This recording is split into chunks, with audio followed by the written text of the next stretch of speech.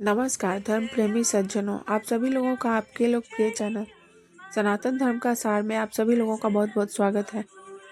इस वीडियो को पूरा देखें और अंत तक देखकर अपने विचार हमें कमेंट करके अवश्य बताएं। प्रथम अध्याय का महत्व संक्षेप में बता रही हूँ। प्रथम अध्याय का नाम है अर्जुन विषाद योग। यह अध्याय हमें जीवन के उस क्षण से परिचित कराता है जब मन भ्रम, मोह और दुख से भर जाता है। प्रथम दृश्य युद्ध भूमि का दृश्य है। कुरुक्षेत्र में युद्ध प्रारंभ होने से पहले अर्जुन अपने ही बंधु बांधवों को सामने देखकर विचलित हो जाते हैं। उनके हाथ कांपते हैं, मन दुविधा में पड़ जाता है। अर्जुन का यह शोक केवल युद्ध का भय नहीं था, बल्कि धर्म, कर्तव्य और रिश्तों के बीच का गहरा द्वंद्व था, आंतरिक संघर्ष था।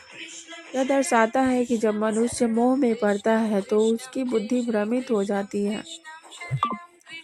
अध्याय 1 अर्जुन विषाद योग श्लोक 1.31 अर्थ और विस्तार। इन श्लोकों में अर्जुन युद्ध भूमि में गहरी मानसिक और आध्यात्मिक दुविधा में पड़ जाते हैं। वे अपने ही कुल, गुरु और संबंधियों को सामने देखकर युद्ध करने से पीछे हटना चाहते हैं। यहाँ प्रत्येक श्लोक का अर्थ सरल और विस्तृत भावार्थ बता रही हूँ। श्लोक 1.31 न च श्रेयो अनुपश्यामि हत्वा स्वजने महावे न कांक्षे विजयम कृष्ण च न च राज्यम सुखानि च। अर्जुन कहते हैं, हे श्री कृष्ण, अपने ही स्वजनों को युद्ध में मारकर मुझे कोई कल्याण दिखाई नहीं देता। मैं न विजय चाहता हूँ, न राज्य, न सुख। अर्जुन के मन में करुणा और मोह बढ़ जाता है। उन्हें लगता है कि अपनों की हत्या करके प्राप्त राज्य निरर्थक है। श्लोक 1.32 से 1.33 किम नो राज्येन गोविंद किम भोगैर्जीवितेन वा येषामर्थे कांक्षितम नो राज्यम भोगा सुखानि च।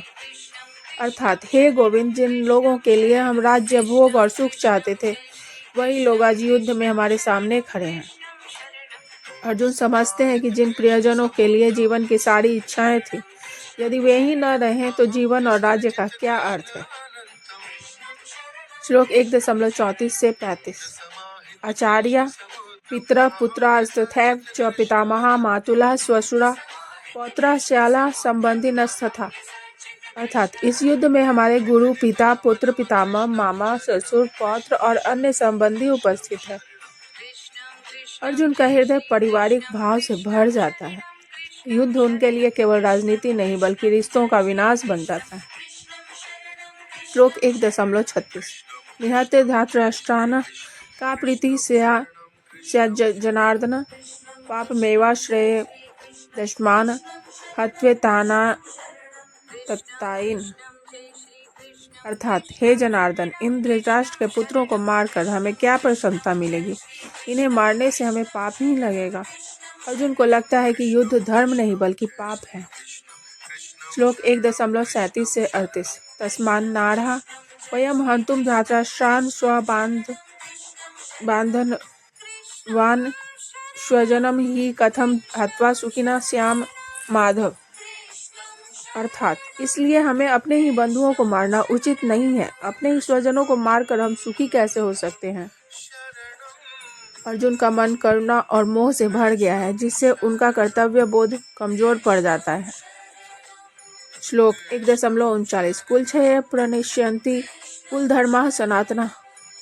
अर्थात, जब कुल का नाश होता है तब उसके सनातन धर्म और परंपराएं भी नष्ट हो जाती हैं। अर्जुन समाज के नैतिक पतन का डर व्यक्त करते हैं। श्लोक 1.40 अधर्माभिभवात्कृष्य प्रदुष्यन्ति कुल स्त्रियः। जब अधर्म बढ़ता है तब कुल की स्त्रियां दूषित हो जाती हैं। अर्जुन के अनुसार कुल का विनाश सामाजिक व्यवस्था को बिगाड़ देता है। श्लोक 1.41 स्त्रीषु दुष्टासु वर्ष्णे जायते वर्ण संकर। स्त्रियों के पतन से वर्ण संकर अर्थात अव्यवस्थित समाज उत्पन्न होता है। यहाँ अर्जुन समाज के नैतिक और सांस्कृतिक विघटन की चिंता व्यक्त करते हैं। श्लोक 1.42 संकरो नरकायैव कुल घना नाम कुलस्य च। वर्ण संकर से कुल का नाश होता है और ऐसे लोग नरक के भागी बनते हैं।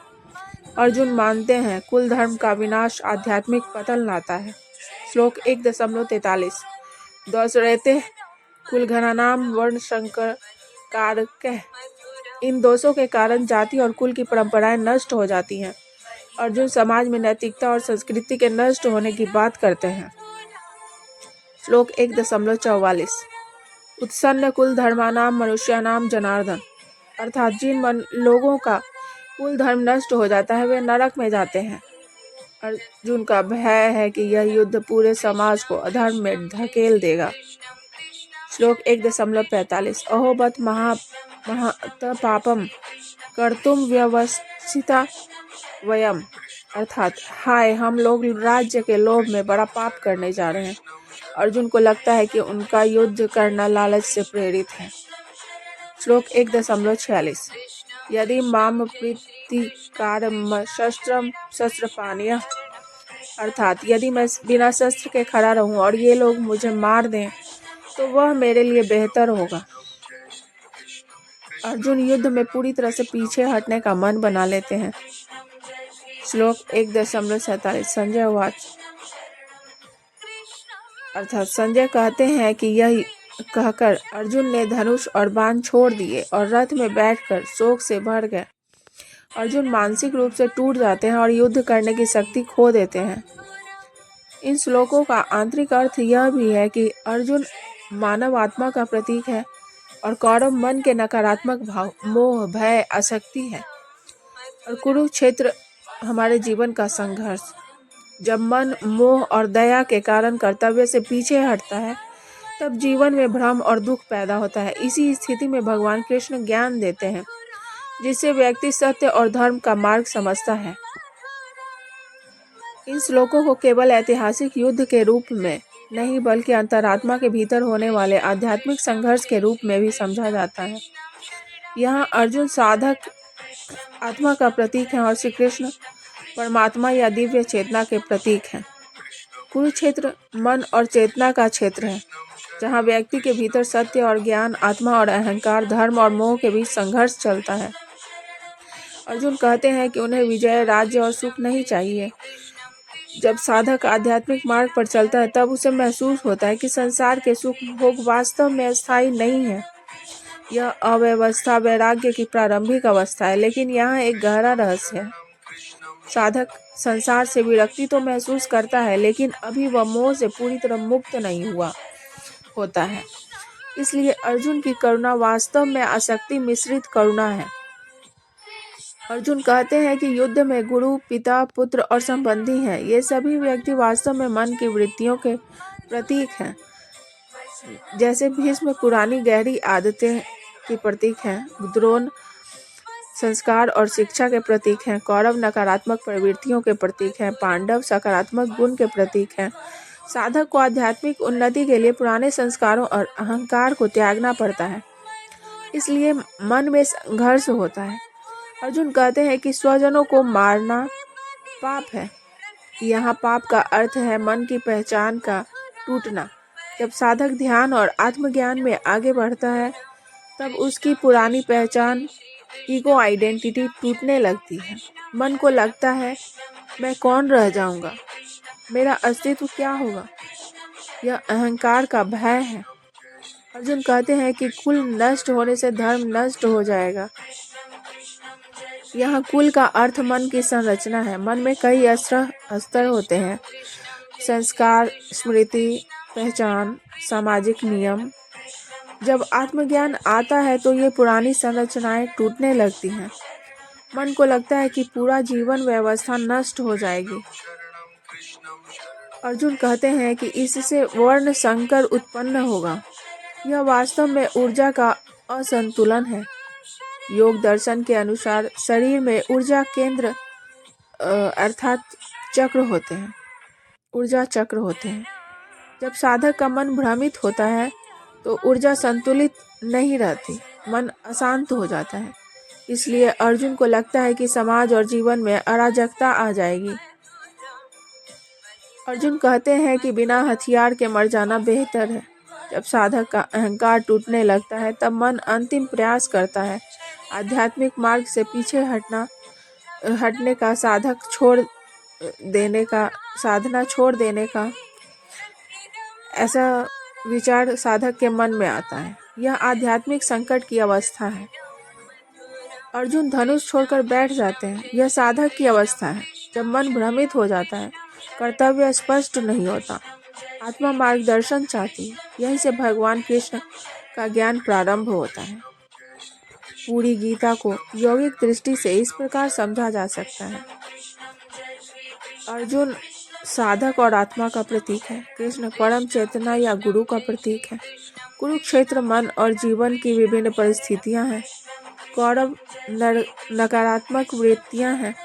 पांडव सकारात्मक गुण के प्रतीक हैं। और युद्ध आत्मज्ञान की साधना। आध्यात्मिक मार्ग पर चलते समय हर साधक को एक समय ऐसा अनुभव होता है जब मन भ्रमित हो जाता है, पुराने संस्कार छोड़ना कठिन लगता है। श्रीमद् भगवद गीता के अर्जुन विषाद योग यहीं पे समाप्त होता है। इसके अगले अध्याय 2 में श्री कृष्ण अर्जुन को गीता का ज्ञान देना प्रारंभ करते हैं। उसका वर्णन अगले भाग में मैं करूँगी। आप लोगों को मेरी यह प्रस्तुति कैसी लगी? अपने अपने विचार हमें कमेंट करके अवश्य बताएं। और हाँ, हमारे चैनल को लाइक, इस वीडियो को शेयर और सब्सक्राइब करना ना भूलें। हमारे चैनल पर आकर यह वीडियो पूरा देखने के लिए आप सभी मित्रगणों का बहुत बहुत धन्यवाद। और आगे भी ऐसी प्रस्तुति लाती रहूँगी। एक बार फिर से आप सभी लोगों का बहुत बहुत धन्यवाद।